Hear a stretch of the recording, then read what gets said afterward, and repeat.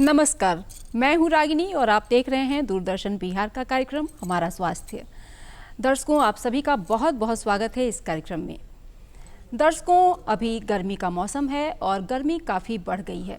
इसका असर ये है कि तकरीबन प्रायः सभी घरों में लोगों को गर्मी संबंधित विभिन्न तरह की बीमारियों जैसे कि लू लगना, हीट स्ट्रोक, डायरिया, टाइफाइड और जॉन्डिस और भी बहुत तरह की तमाम तरह की बीमारियां जैसे कि सिर में दर्द होना, चक्कर आना, उल्टी, दस्त और कभी कभी तो बेहोश हो जाना, इस तरह की समस्याओं से दो चार होना पड़ रहा है। तो ऐसे लक्षण होने पर हम कौन कौन से उपाय अपना सकते हैं, क्या क्या सावधानियां बरत सकते हैं ताकि हम स्वस्थ रहें और गर्मी में होने वाली इन बीमारियों से खुद को और अपने परिवार के सदस्यों को बचा सकें। तो आज इन सभी बिंदुओं पर बातचीत करने के लिए हमारे साथ स्टूडियो में मौजूद हैं डॉक्टर राधेश्याम जी, होम्योपैथ चिकित्सक। आज हम इनसे जानेंगे कि गर्मी के इस मौसम में होने वाली बीमारियों से हम अपना बचाव किस तरह करें। तो आइए मुखातिब होते हैं डॉक्टर साहब की तरफ। डॉक्टर साहब, आपका बहुत बहुत स्वागत है इस कार्यक्रम में। जी नमस्कार सभी दर्शकों को जो हमारा स्वास्थ्य देख रहे हैं। डॉक्टर साहब, सबसे पहले हम आपसे ये जानना चाहेंगे कि अभी गर्मी के मौसम में होने वाली आम बीमारियां कौन कौन सी हैं और एक एक कर आप इनके बारे में बता दें हमारे दर्शकों को। हमारे इस गर्मी के मौसम में होने वाली आम बीमारियों में आपने अभी श्रोताओं को बताया कि हीट स्ट्रोक, जी, जिसे हम सन स्ट्रोक भी कहते हैं, और लू लगना। इसके अलावा आपने कहा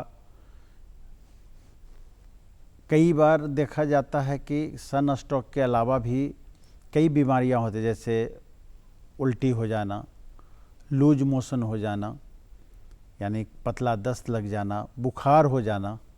इस तरह की कई बीमारियां हम लोग गर्मी में झेलते हैं। उसका कारण होता है कि गर्मी के दिनों में हम लोग जैसे घर से निकलते हैं या घर के अंदर भी कई बार हम लोग रहते हैं, तो जब गर्मी तेज हो जाती है उस स्थिति में हमारे शरीर का जो पानी है वो बाष्प बन करके उड़ती है और बाष्प बनने की वजह से हमारे शरीर में डिहाइड्रेशन होता है।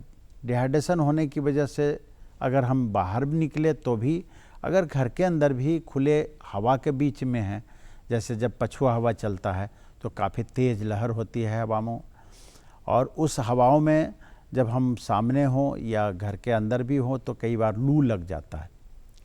क्योंकि तेज़ लू चलती है, लू चलने से जब हमारे शरीर का पानी बाष्प बन के उड़ गया, उस स्थिति में मुंह सूखना शुरू हो जाता है, मुंह ड्राई हो जाता है, जिसके चलते प्यास लगना शुरू हो जाता है। और लू लगता है तो बुखार का सिम्टम भी होने लगता है। जी हाँ, अक्सर 103 डिग्री 104 डिग्री बुखार भी हो जाता है। जी हाँ, लू लगने पर दोनों ही चीज़ हो सकती है। सबसे पहले लू लगने पर तो लू लगती है तो शरीर गर्म हो जाता है जी, और ख़ास करके गर्म होने की वजह से शरीर में का तापमान बढ़ जाता है, जिसे हम लोग कहते हैं बुखार हो जाना। 102 डिग्री, 3 डिग्री, 4 डिग्री तक भी चलता है। लेकिन सबसे बड़ी बात है कि लू लगने के बाद सबसे पहला उपाय ये करना चाहिए, अगर बुखार हो गया तो, या अगर उल्टी हो रहा हो या दस्त हो रहा हो या सिर में दर्द हो गया हो, पेट दर्द हो रहा हो, इन सबे जितने तरह की बीमारियां आती है उसमें सबसे पहले बॉडी को पानी इतना देना चाहिए कि हमारे शरीर का पानी पूरा हो जाए। पानी देने का तरीका है कि हम ORS का घोल बना के घर में पिएं, जैसे चीनी, नमक, नींबू का घोल बना करके थोड़े थोड़े देर पर थोड़ा थोड़ा मात्रा में, जैसे 2-2 चम्मच 2-2 चम्मच 10-10 मिनट पर, 15-15 मिनट पर खूब पिएं, जिसमें पानी के अभाव को शरीर को जो मिल रहा है उससे पूर्ति कर ले। दूसरी चीज़ है कि अगर बहुत तेज़ बुखार है, तो बहुत तेज़ बुखार होने पर हम लोग उसे ललाट पर ठंडा पानी का पट्टी, या तो गांव देहात में है तो सादा पानी का, चापाकल का, कुआं का, जो भी ठंडा पानी मिल जाए। शहरों में है या देहात में भी अगर फ्रिज उपलब्ध है तो फ्रिज का ठंडा पानी हम लोग उसको कपड़े में निचोड़ कर, गार कर या बर्फ़ रख करके ललाट पर दें, जिससे शरीर का तापमान घटे। बहुत सारे घरों में ऐसा भी बड़े बुजुर्ग बोलते हैं कि अगर आपको लू लग गया है तो कच्चा आम का जो पन्ना है उसको पिलाइए, या कच्चे आम को पकाकर और उसका गूदा वगैरह निकाल कर उसको भी शरीर पे मलिए, तो बहुत हद तक लू से राहत मिलती है। तो क्या इसमें सच्चाई है? ये नेचुरल पैथी कह सकते हैं, क्योंकि कुछ कुछ नेचर में ऐसी चीज़ें हैं जो हमें दिया गया है, उसमें आम भी है, उसे पकाकर कई बार लोग कहते ज़रूर हैं, पर हमारे होम्योपैथ में ऐसी कोई सिद्ध नहीं है। होम्योपैथ में हम लोग यही करते हैं कि उसे सबसे पहला तो उपाय करते हैं कि जितना ज़्यादा से ज़्यादा पानी पिलाएं, ज़्यादा से ज़्यादा पानी के अभाव को पूरा करें, या फिर अगर बहुत ज़्यादा फीवर है तो सबसे पहले ग्लोनाइन एक दवा होती है। जितने भी हमारे श्रोता को आग्रह करते हैं अपना कागज़ कलम निकाल लें। दवा का नाम मैं बता रहा हूँ, इसे घर में भी रखा जा सकता है। जैसे इसका नाम है ग्लोनाइन, पावर उसका 30 होना चाहिए, और इसे हम लोग घर में रखें। बहुत बड़ी फ़ायदा इससे ये होगा कि अगर हम घर से बाहर निकल रहे हैं तो जितने भी लोग, जैसे बच्चे स्कूल जा रहे हैं, हम काम पे जा रहे हैं या किसी काम से निकल रहे हैं, तो हम ग्लोनाइन को 2-4 बूंद अपने जीभ पर ले लें। इसके साथ घर से निकलने से पहले जितनी इच्छा हो पानी पी लें, साथ में पानी रखें। और अक्सर हम लोग एक गलती करते हैं कि जब पानी हम लोग पीते हैं तो बड़ा चिल्ड पानी पी लेते हैं, ठंडा पी लेते हैं, लेकिन नहीं, सामान्य तापमान का ही जल का हम लोगों को सेवन करना चाहिए। इसके साथ साथ एक दवा का नाम मैं और बता रहा हूँ, बहुत अच्छी दवा है, नेट्रम्यूर 6X। नेट्रम्यूर 6X खाने वाला नमक से बना हुआ है, जबकि इसका स्वाद नमकीन नहीं होता है। होम्योपैथ में जितनी भी दवाएं हैं वो कुछ न कुछ घरेलू चीज़ों से बनी हुई है। उसमें नेट्रम्यूर हमारे खाने का नमक से बना हुआ है। इसे हम हर हाल में, जैसे घर से पानी लेके निकलते हैं, उस पानी में नेट्रम्यूर 12X, नेट्रम्यूर 6X की कुछ गोलियां, 10-15 गोलियां को घोल दें और उसे बोतल में ले करके चलें। बिना ज़रूरत का भी नेट्रम्यूर के पानी को हम लोग पिएं। अगर ऐसा करते हैं तो हर हाल में हम लू से बच सकते हैं।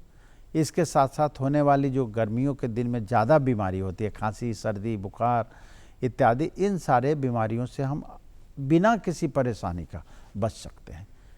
डॉक्टर साहब, अभी आपने हमारे दर्शकों को बताया कि इस तरह की कुछ दवाएं जो होम्योपैथिक दवाएं हैं घर पर रखनी चाहिए और खुद से लेना चाहिए। कई बार घर में माएँ जो होती हैं, बच्चों के चोट लग जाने पर कुछ होम्योपैथिक दवाएं दे देती हैं बिना डॉक्टर के परामर्श से, तो क्या ये खुद से वो दे सकती हैं? जी हाँ, कुछ दवाएं ऐसी है जो घर में हर व्यक्ति को रखना चाहिए, जिसमें एक बहुत अच्छी दवाओं का नाम मैं बता रहा हूँ, सभी श्रोता लिख लें। एकोनाइट, एकोनाइट नेपेलिस एक ऐसी दवा है जो आम तौर पर लोग ये समझते हैं कि ये बुखार की दवा है, पर ये बुखार की खाली दवा नहीं होती है। एकोनाइट नेप घर में हर व्यक्ति को हर घर में रखना चाहिए, क्योंकि अगर एकोनाइट नेप है तो हमारा हार्ट अटैक जैसी बीमारियों में तुरंत अगर एकोनाइट है तो उससे हम हार्ट अटैक को रोक सकते हैं, या अगर हार्ट अटैक हो गया तो हम हॉस्पिटल जाते जाते स्वस्थ हो सकते हैं। दूसरी दवा, जैसे आपने अभी चर्चा में किया कि चोट लगने पर कौन सी दवाएं दें, तो चोट लगने पर सबसे अच्छी दवा आर्निका होता है जी। जो आम तौर पर घर में हम लोग रखा करते हैं या रखें। ये आर्निका और एकोनाइट दोनों ही दवा बहुत डीप एक्टिंग मेडिसिन्स है। जैसे एकोनाइट का कार्यक्षेत्र सिर्फ बुखार नहीं, सिर्फ हार्ट अटैक ही नहीं, कोई भी बीमारी में जो घर से हॉस्पिटल जाने से पहले अगर एकोनाइट आर्निका मेरे घर में है तो दो चीज़ को हम रोक सकते हैं जो बहुत खतरनाक बीमारी होती है। वो सबसे पहला है कहीं भी इंजोर्ड होना, कहीं भी हेमरेज होना। हेमरेज में सबसे खतरनाक हेमरेज हम लोग नाम सुना करते हैं ब्रेन हेमरेज, जिसमें होता क्या है कि जैसे कहीं भी हेमरेज हुआ उस स्थिति में ब्लड निकलता है, हेमरेज का अर्थ ही यही होता है। और अगर ब्रेन में ब्लड निकल गया हो और आपके घर में एकोनाइट और आर्निका हो तो आपको किसी भी सूरत में अपंग होने से ये बचा देगा।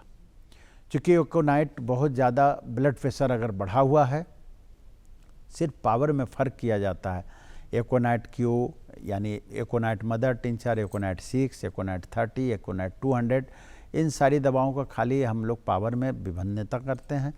लेकिन एकोनाइट से हम लोग हाई बीपी को तुरंत कम कर सकते हैं। जैसे बहुत तेज़ ब्लड प्रेशर बढ़ गया हो और उसके चलते अक्सर ब्लड प्रेशर बढ़ने की ही वजह से ब्रेन में स्ट्रोक लगता है या ब्रेन हेमरेज करता है। और अगर आर्निका और एकोनाइट हो तो हम लोग अक्सर रोज़ ऐसा देखा करते हैं कि एकोनाइट और आर्निका दे करके इस अटैक को साधारण बीमारी में बदल सकते हैं और इससे हम लोग बहुत लाभ लेते हैं। अभी गर्मी के मौसम में जॉन्डिस, जिसे पीलिया भी हम लोग कहते हैं, वो लोगों में प्रायः देखने को मिल जाता है। तो इस रोग का लक्षण क्या है और ये रोग अगर हो जाए तो हम होम्योपैथी के द्वारा किस तरह इसका उपचार कर सकते हैं, इसके बारे में हमारे दर्शकों को बताएं। ये बहुत अच्छा प्रश्न है कि गर्मी के दिनों में पीलिया होता है, लेकिन ऐसा ज़रूरी नहीं है। पीलिया होने का कारण होता है। पीलिया रोग को हम लोग आमतौर पर मानते हैं कि गर्मी के दिन में हो सकता है, पर पीलिया होने का कारण है लीवर का डिसफंक्शन। अगर हमारा SGPT, सीरम बिलिरुबिन, SGOT इत्यादि अनबैलेंस हो गया हो या ज़्यादा बढ़ गया हो, तब पीलिया रोग होता है। कई बार ऐसा भी सुनने में आता है कि दूषित पानी पी लेने से भी जॉन्डिस होने के चांसेस बढ़ जाते हैं। 100%।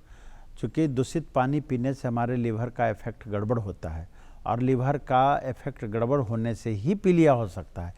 इसलिए इसका ज़रूरी नहीं है कि गर्मी के दिनों में ही पीलिया हो। पीलिया होने के लिए कोई महीना, कोई ऋतु निश्चित नहीं है। जब हम अपने लीवर को ओवर वर्क करवाएंगे, जैसे या तो गंदा पानी पी लिया या खाना का जो हमारा सिस्टम है, खाने का जो नियम है उसमें तेल या छना तला चीज़ या खाने का रूटीन गड़बड़ होना, इससे भी हमारा लीवर डिस्फंक्शन हो सकता है और लीवर जैसे ही डिस्फंक्शन होगा पीलिया रोग हो सकता है। अच्छा डॉक्टर साहब, अभी आपके क्लिनिक में गर्मी के इस मौसम में किस तरह के मरीज ज़्यादा आते हैं? अभी इन दिनों हम लोग जो देख रहे हैं गर्मी के हिसाब से, चूँकि गर्मी अचानक से बहुत तेज़ बढ़ गई है और उस वजह से सबसे ज़्यादा अभी कै, दस्त, ये आम तौर पर बहुत ज़्यादा हो गया है और बहुत सारी पाचन संबंधी बीमारियां भी हो जाती हैं। जी हाँ, शादी विवाह का मौसम चल रहा है तो लोगों में ज़्यादातर इस तरह की बीमारियां देखने को मिल रही हैं। बिल्कुल, उनका पाचन संबंधी सिस्टम गड़बड़ा जा रहा है। एकदम बिल्कुल बिल्कुल। तो क्योंकि अभी तो आमतौर पर वही बीमारियां हो जा रही है ना, चूँकि आप शादी विवाह में हैं या कहीं गए हैं या कुछ खाने पीने में आपका नियम बदल गया है या खाने में कुछ ऐसे खाद्य पदार्थ जो आपको बहुत स्वादिष्ट लग रहा हो, कई बार हम लोग ऐसा देखते हैं, बहुत स्वादिष्ट भोजन हो तो अपने कंट्रोल अनुभव से ज़्यादा ही खा लिया करते हैं। या फिर आजकल हम लोग देखा करते हैं कि जितने भी पार्टी सार्टी में जितने भी जगह पे है वो अक्सर ऐसा रिफाइंड या ऐसा तेल वगैरह का इस्तेमाल किया जाता है जिससे हमारा पेट अनबैलेंस हो जाता है और पेट अनबैलेंस होने की वजह से लूज मोशन, दस्त, वोमिटिंग जिसे उल्टी कहते हैं, हो सकता है। इसमें भी अगर इस तरह की कोई बीमारी सडनली हो गया हो, अगर आपके पास नेट्रम्यूर है तो गर्मी के दिनों में तुरंत में इसको दे देना चाहिए, जिसमें कि कम से कम चिकित्सक तक जाते जाते उससे कोई खतरनाक यानी ज़्यादा डिहाइड्रेशन नहीं हो, उसके बॉडी का सारा पानी गिर नहीं जाए, ये ध्यान रखना चाहिए। और अगर ऐसा हम लोग करते हैं तो वो सीरियस नहीं हो सकता है। तो अभी आप दर्शकों को ये भी बता दें कि गर्मी के मौसम में खान पान संबंधी क्या क्या सावधानियां वो बरत सकते हैं? जी हाँ, गर्मी के दिनों में सबसे पहला तो अल्प भोजन कम करना चाहिए जी। अत्यधिक जल का सेवन करना चाहिए जी, ये तो है, पानी प्रचुर मात्रा में पीना जी चाहिए। हाँ, और अक्सर हम लोग देखा करते हैं कि गर्मी के दिन में जल्दी तापमान बढ़ जाता है पूरे वातावरण का, इसलिए हम लोग जितनी जल्दी जल पान कर लें, यानी सुबह जैसे नाश्ता हम लोग करते हैं, अक्सर नाश्ता को बहुत जल्दी करें, जिसमें नाश्ता जाने के बाद हम लोग पानी जब पीते हैं तो बॉडी को मिलता है। दूसरी चीज़, अभी खाने में ग्लूकोज की मात्रा को बढ़ाएं जी। जैसे खाने में जितना भी फ्रूट्स हैं, फ्रूट्स ज़्यादा खाएं, जितना तेल मसाला का इस्तेमाल कम से कम करें, मसाला तो फिर भी नुकसानदेह कम होता है, लेकिन अगर तेल के साथ मसाला मिलता है, इसलिए तेल मसाला हम लोग बोला करते हैं, तो तेल की मात्रा अगर नहीं खाते हैं तो हम लोग गर्मी के दिनों में अक्सर बहुत ज़्यादा से ज़्यादा समय तक स्वस्थ रह सकते हैं और चिकित्सक का सलाह लेने की भी ज़रूरत नहीं पड़ सकती है अगर अल्प भोजन, अत्यधिक मात्रा में जल का सेवन करें तो। और अगर गर्मी काफ़ी बढ़ी हुई है तो क्या ऐसे में हमारे दर्शक मांस मछली का सेवन कर सकते हैं? मैं तो चूँकि मांस मछली की सेवन में जहाँ तक मैंने अपना अनुभव किया है, हज़ारों लोगों पर इसका रिसर्च किया है, मांस मछली किसी भी सूरत में, किसी भी अवस्था में, किसी भी व्यक्ति को फ़ायदेमंद हो ही नहीं सकता। क्योंकि अच्छा। मांस मछली एक ऐसी चीज़ है, उसके अंदर से एक ऐसा बैक्टीरिया डेवलप पड़ता है जैसे हम लोग अनुभव करते हैं। बहुत अच्छा प्रश्न किया है। नहीं, अभी जैसे गर्मी के मौसम में, चूंकि ये मौसम बहुत गर्म होता है और मांस मछली को गर्म भोजन की श्रेणी में रखा गया है, तो इसलिए मैंने आपसे ये जानकारी लेना चाहा। हाँ, वैसे मांस मछली को गर्म की श्रेणी में रखा जा सकता है, लेकिन अत्यधिक वो अपाचनशील भोजन है, क्योंकि मनुष्य उसको पचा नहीं पाता है प्रॉपर वे में। जैसे किसी भी सूरत में मांस में अक्सर हम लोग मीट खाते हैं, मटन जिसको कहते हैं जी। तो मटन में इतना प्रोटीन होता है, इतना ज़्यादा प्रोटीन है कि और प्रोटीन का खासियत है कि जितना भूंजा जाए, जितना ज़्यादा उसको जलाया जाए, उतना डेवलप करता है। तो मटन सब दिन नुकसानदेह है। जैसे मटन खास करके प्रोटीन की वजह से शरीर के यूरिक एसिड को बहुत ज़्यादा बढ़ा देता है। अक्सर हम लोग गठिया में, जिसका गठिया यूरिक एसिड की वजह से होता है, जिसको हम लोग कहते हैं कि यूरिक एसिड बढ़ने की वजह से जो गठिया होता है, उसमें मटन खाने वाले के लिए सबसे बड़ा जहर हो जाता है जी। इसके अलावा भी जितना भी मांसाहार है, हर हाल में शरीर को नुकसान देता है। भले हम लोग उसका सेवन करते हैं, ये हमारी जानकारी की कमी से या हमारे मुंह के स्वाद की वजह से, पर हानिकारक तो सभी सीजनों में है। इसलिए मांस मछली को हमें हर हाल में एवॉइड करना चाहिए, तिरस्कार करना चाहिए। अच्छा डॉक्टर साहब, एक प्रचलित कहावत ही समझिए इसको, ऐसा कहा जाता है कि होम्योपैथिक दवाएं जो हैं वो धीरे धीरे असर करती हैं, तो इस बारे में आप क्या कहना चाहेंगे? बहुत अच्छा प्रश्न है। कई बार हम दूरदर्शन के कार्यक्रम में भी मैंने देखा है कि इस प्रश्न को दोहराया गया है, पर मैं जो अनुभव करता हूँ, चूँकि मैं सन 1980 से होम्योपैथ के लगातार प्रैक्टिस में हूँ और इस प्रैक्टिस के दौरान में मैंने ऐसा देखा है कि होम्योपैथ की दवा अगर सही सिम्टम से, सही उसका जो नियम है, सही चीज़ हमें अगर मिल गया और एक्यूरेट सिम्टम्स अगर मिल जाता है, तो दवा, जैसा कि डॉक्टर सिद्धांता अलंकार साहब जी ने कहा है कि होम्योपैथ की दवा बुलेट की गोली जैसी काम करती है, और अगर उसका सही हम लोग चयन नहीं कर पाए तो वो कान से निकलते हुए आवाज़ की तरह से चला जाता है। यानी इसका अर्थ ये हुआ कि अगर होम्योपैथ की दवा का सही चयन हो गया, सही सिम्टम्स मिल गया, तो वो होम्योपैथ की एक खुराक मुश्किल से मुश्किल मिनटों में काम कर सकता है। जैसे मैंने अभी आपको एक बताया कि अगर किसी को ब्रेन हेमरेज हो रहा हो और इत्तेफाक से मैं अगर उसके पास हूँ, तो मैं उसे हॉस्पिटल नहीं जाने दूंगा, क्योंकि मेरे साथ जब भी मैं रहता हूँ तो मेरे साथ एक बैग हुआ करता है, 24 आवर्स वो बैग मेरे पास होता है, और उसमें मेरे कुछ ज़रूरी दवाएं रखी होती है। उसमें आर्निका, एकोनाइट, वेलाडोना इत्यादि कई दवाएं रहती है, जो इत्तेफाक से कई बार हम लोग जाते हैं, एक ट्रेन में सफ़र कर रहे हैं या फ्लाइट में हैं या कहीं भी आवागमन के क्रम में, हम कई बार देखते हैं कोई बेहोश हो गया, किस कारण से हुआ, उस स्थिति में हम लोग देते हैं और उसका फ़ायदा ये होता है कि तुरंत ही फ़ायदा करता है, विदिन 5 मिनट्स भी नहीं, विदिन सेकंड। कई बार हम लोग देखते हैं बेहोश हो गया। ये एक मिथक है कि होम्योपैथिक दवाएं धीरे धीरे असर करती हैं। हाँ, इसलिए कि अगर हम आप उसका डायग्नोसिस सही नहीं कर पाए तो असर ही नहीं करेगी, धीरे धीरे क्या बिल्कुल ही नहीं असर करेगी। अभी जैसे अभी सर्दी खांसी का या उल्टी दस्त का, तो उन लोगों को अगर धीरे धीरे फायदा किया तो सुबह में डिहाइड्रेशन होकर के आता है, पता चलेगा कि शाम तक उसका हाँ, दस्त तो एक ऐसी बीमारी है कि इसको तुरंत कंट्रोल करना बेहद जरूरी है। दूसरी चीज़, अगर बीपी मेरे पास आया और उसका बीपी 200/110 115 है, उस स्थिति में अगर उसको 1 मिनट से 2 मिनट में दवा नहीं फायदा करेगी तो बीपी बढ़ता जाएगा। जी। तो इस बारे में मैं सहमत नहीं हूँ, क्योंकि कार्यक्रम मतलब अपने प्रैक्टिस के अनुभव में 10% ही ऐसे पेशेंट होते हैं जिनका कि फ़ायदा करने में देर होता है, लेकिन ऐसे 90% रोगियों को हम लोग अनुभव करते हैं कि फ़ायदा बहुत जल्दी करता है। और होम्योपैथिक दवाओं का क्या कोई साइड इफ़ेक्ट भी होता है? जी नहीं, होम्योपैथ दवाओं का कोई साइड इफ़ेक्ट नहीं है, ऐसा हम लोग पूरी तरह से अनुभव किया है और इसको रिसर्च किया है जी। 10-10 साल तक दवाई देकर, और 10 साल तक कंटिन्यू दवाई दे करके भी इसका लाभ लिए हैं कि न किडनी पर इसका इफेक्ट, न लीवर पर इसका इफेक्ट होता है और फुल्ली सेफ है। अच्छा डॉक्टर साहब, अभी गर्मी के मौसम में त्वचा संबंधी बीमारियां भी काफ़ी हो जाती हैं, फोड़े, फुंसी, गम्हौरियाँ, ये सब बीमारियां हो जाती हैं, तो इनको रोकने के लिए होम्योपैथ में क्या इलाज है? जी हाँ, गर्मी के दिनों में फोड़ा फुंसी काफ़ी मात्रा में निकलता है, खास करके प्रिकली हिट, जिसे हम लोग घुमौरी कहते हैं। जी जी। जो एक्जिमा भी हो जाता है कई बार शरीर में। जी हाँ, एक्जिमा भी हो सकता है, लेकिन खास करके हम ये गर्मी के दिनों में जो अक्सर होता है वो घुमौरी होता है। जी जी। जैसे अभी तेज तापमान हुआ, हम गंजी पहन रखें या शर्ट पहन रखें या कोई भी कपड़ा पहन रखें, पसीना जब अंदर सूखता है और अचानक से मान लिया जाए हम पंखे के सामने चले गए या एसी के सामने चले गए तो वो पसीना सूख जाता है।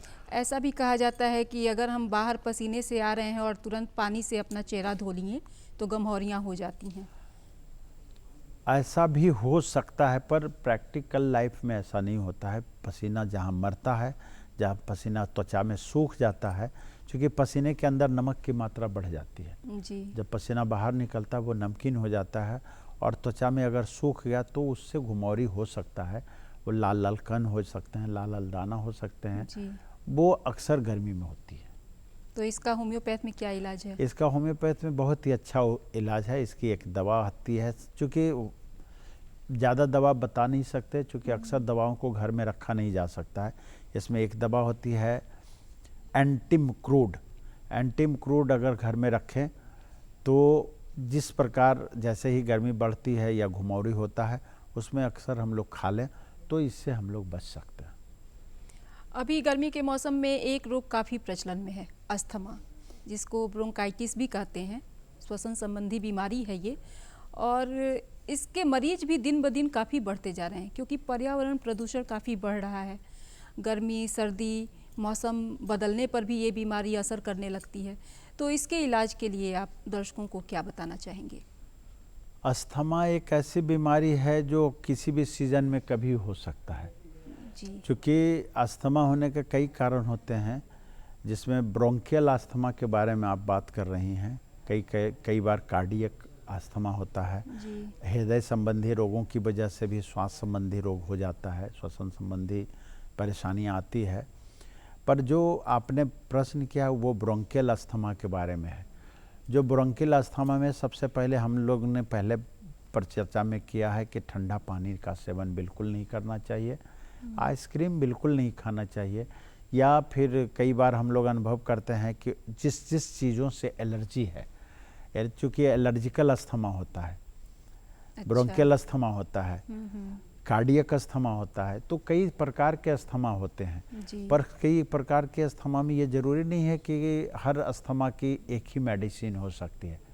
एलोपैथ में ऐसी चीज़ें होती है जो एक अस्थमा से जूझ रहे हैं, अक्सर कई दवाओं से बहुत फ़र्क पड़ता है, लेकिन होम्योपैथ में सब अस्थमा की अलग अलग दवाएं होती है। अस्थमा में ब्लाटा ओरिएंटालिस एक ऐसी दवा है जो किसी भी अस्थमा में अक्सर काम किया करता है। इसके अलावा एरालिया रेसिमोसा एक ऐसी दवा है जो हम लोग रख सकते हैं और अस्थमा में इसका इस्तेमाल कर सकते हैं। पर ऐसा ज़रूरी नहीं है कि अस्थमा उससे हर हाल में ठीक हो जाए, क्योंकि जब तक डॉक्टर ये नहीं देख लेते हैं, चिकित्सक को ये देखना पड़ता है कि अस्थमा होने के कॉज क्या हैं, उसी को हम लोग डायग्नोसिस करते हैं। अगर कारण मिल गया, जैसे मान लिया जाए एलर्जी की वजह से है, या अगर हम लोग ये देखते हैं कई बार कि कार्डियक हार्ट की वजह से है, या कई बार देखते हैं ब्रोंकियल है, ब्रोंकाइटिस की वजह से है, या कई बार एलर्जी से हो रहा है, तो उस सब दवाओं को अलग अलग सिम्टम के हिसाब से दवा दिया जा सकता है। लेकिन एक कॉमन मैंने बताया दवा ब्लाटा ओरिएंटालिस। तो क्या अस्थमा को जड़ से खत्म नहीं किया जा सकता? जी हाँ, अस्थमा को जड़ से पूरी तरह से ख़त्म किया जा सकता है, लेकिन अच्छा। उसके लिए पूरी सिम्टम्स मिला के उसका दवाई देना ज़रूरी है। जी। और डॉक्टर साहब, आपने आज स्टूडियो में आकर अपना कीमती समय निकाला और हमारे दर्शकों को गर्मी से होने वाली इन बीमारियों के बारे में इतनी महत्वपूर्ण जानकारी दी, इसके लिए आपका बहुत बहुत धन्यवाद। दर्शकों, आज आपने बेहद ही महत्वपूर्ण जानकारी प्राप्त की कि गर्मी के मौसम में होने वाली इन तमाम तरह की बीमारियों से हम खुद को और अपने परिवार के सदस्यों को किस तरह बचा सकते हैं, क्या क्या सावधानियां अपना सकते हैं, क्या क्या उपाय कर सकते हैं ताकि गर्मी के मौसम में होने वाली ये बीमारियां हमें ना हो, हमें इनका सामना ही न करना पड़े। और इसी के साथ आज के अंक में बस इतना ही। अगले अंक में एक नए स्वास्थ्य संबंधी विषय पर और अधिक जानकारी के साथ हम आप सभी के बीच फिर रूबरू होंगे। तब तक के लिए मुझे यानी रागिनी को अब यहीं दीजिए इजाज़त। नमस्कार।